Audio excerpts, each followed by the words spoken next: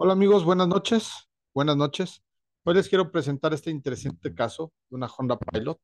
Durante la entrevista previa con el taller que nos hizo favor de llevárnosla, nos dice que el tablero se apaga de manera intermitente, que tenía una semana sin fallar, pero el problema está en que bueno, arranca y cuando se apaga por esta falla, ya no es posible volverla a arrancar, no es posible quitar el parking hasta que se vuelva a poner el fusible y entonces, solo en ese momento se puede manipular, ¿no? Sumamente peligroso. Es una falla no rentable de reparar.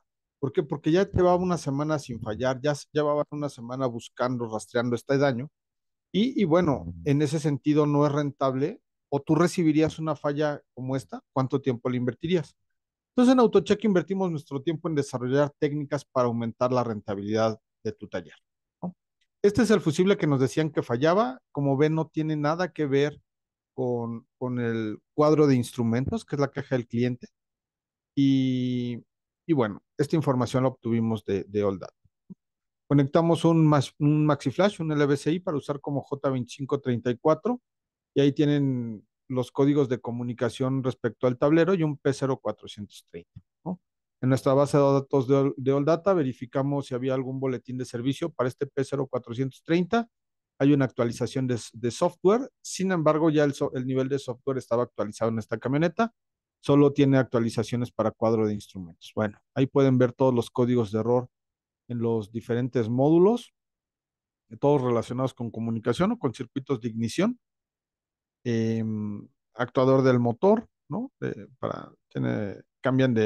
Tienen unos solenoides estos soportes de motor. Y bueno, hicimos una prueba de red y no notamos alguna anomalía. Hicimos una prueba obtuvimos un historial de descargas parásitas para el vehículo y tampoco notamos alguna anomalía, ¿no? Este es un problema de comunicación o los códigos son consecuencia de que se apaga el tablero. Habría que discernir para saber hacia dónde ir, ¿no? Tenemos un curso que hicimos este 2024, donde al decodificar una red CAN puedes identificar perfectamente el módulo que genera los mensajes y eventualmente cuál es el que está generando una anomalía en la red, ¿no? No valía la pena ir por ahí. Y dentro de esta investigación que tenemos constantemente en AutoCheck, logramos decodificar parte de la información ya transmitida. Lo que no sabemos aún es cómo te hace ganar dinero en el taller. Ya lo veremos para el entrenamiento del próximo año, cómo lo aterrizamos. Traemos bastantes estrategias nuevas en redes de comunicación. Bueno, evaluamos el sistema de carga y arranque. Ahí lo pueden ver. La batería parcialmente descargada, pero es una batería en buen estado. Puente de diodos, parte inferior. Sistema de carga, teníamos 14.14 volt, lo que la unidad de control pedía era lo que estaba entregando el alternador. Entonces fuimos a decir, bueno, ok, la queja es el fusible del tablero. A lo mejor por error nos indicaron un fusible que no era el adecuado. Vamos a ver qué hay en el fusible del tablero y vamos a tratar bueno, vamos a quitarlo para ver si se reproduce la queja del cliente, ¿no? Entonces, bueno, aquí pueden ver los consumidores. Tenemos el sistema de control de audio activo, no lo tiene instalado esta camioneta. Tenemos una brújula, tenemos el solenoide para liberar el parking, ese sí está de nuestro interés, y obviamente tenemos el cuadro de instrumentos. Como pueden ver, es información original de Honda que está publicada en All Data, ¿no? ¿Cuánto me hubiera costado entrar a la página de Honda Tech Info? $30 por la información de servicio y $45 por el escáner, $75, ¿no? No, 45 el total, perdón. Quitando el fusible para producir los síntomas, bueno, ahí está la caja del cliente, el vehículo no arranca. Circulando, te permitía circular con potencia limitada, se apagaba el tablero y aparecía en naranja el display y te decía que te orillaras y que pusieras el vehículo en parque, ¿no? Entonces hicimos una prueba de actuadores al solenoide sin ningún problema. Entonces la pregunta que nos hacíamos es, ¿cómo rastrear una falla de algo que ante los sentidos no falla? No la lográbamos reproducir. Entonces, ¿qué diagnosticamos? La respuesta es midiendo, ¿no? Entonces, tenemos un curso desarrollado sobre rastreo de cortos. Este corto, si hubiera estado presente, no nos hubiera tomado más de 30 minutos rastrearlo por difícil que estuviera, pero no era un corto que estuviera presente, ¿no?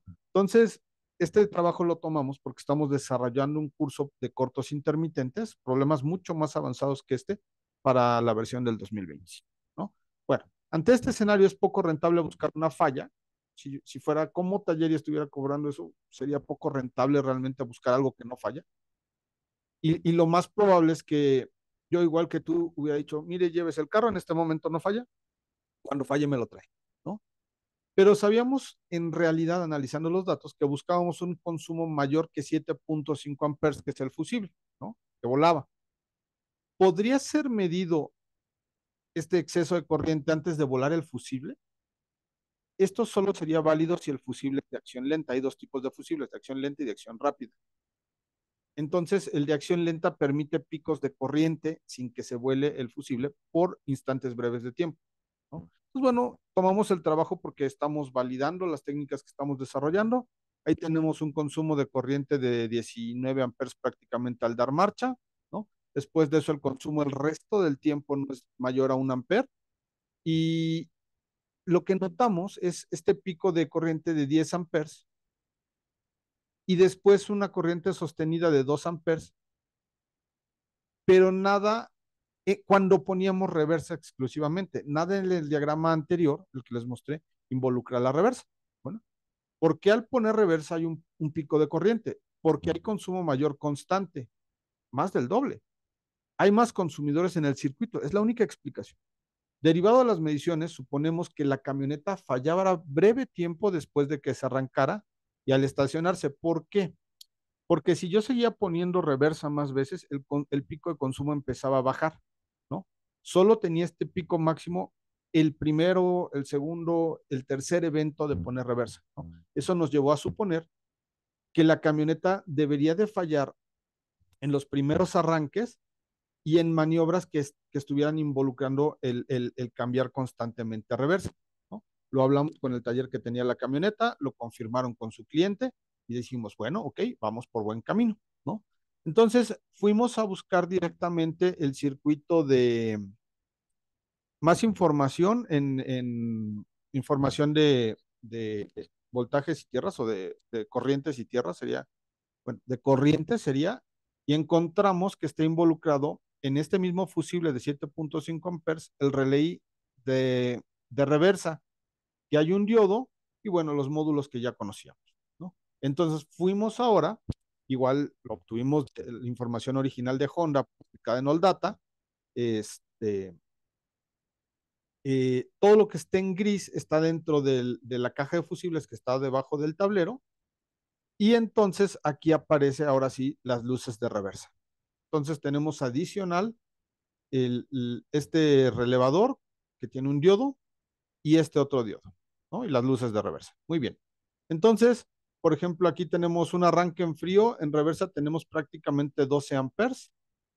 Y aquí lo que les comentaba, conforme más veces activaba la reversa, ¿no? ¿Qué diferencia de tiempo les gusta que haya? ¿Un segundo entre cada activación? ¿2 segundos? Eh, Vean cómo el consumo pico se va a la mitad. ¿Ok? ¿Qué hicimos? Ir a revisar el circuito de las luces de reversa, ¿no? Lo más fácil primero. ¿Ok? Resulta que en las luces del lado izquierdo encontramos el circuito interrumpido. Y en las del lado derecho encontramos ese hoyo en el plafón de la luz de reversa. ¿Podría ser la causa? Bueno, pues quitamos el foco para inspeccionar y aquí se ve claramente que estuvo sumergido por bastante tiempo, ¿no? Creo que se puede notar bastante claro. Vean el nivel de agua y incluso aquí hay huellas de agua todavía, ¿no? Ok, entonces sería que al poner reversa con el foco inundado se pudiera generar el cortocircuito. Estos focos son de 21 watts, lo comprobamos, son focos de 21 watts. Tenemos 26 watts de consumo, ¿no? Ahí tenemos voltaje y corriente. Eh, Aquí habría que descontar el consumo de corriente del tablero, estamos más o menos dentro del número, ¿no?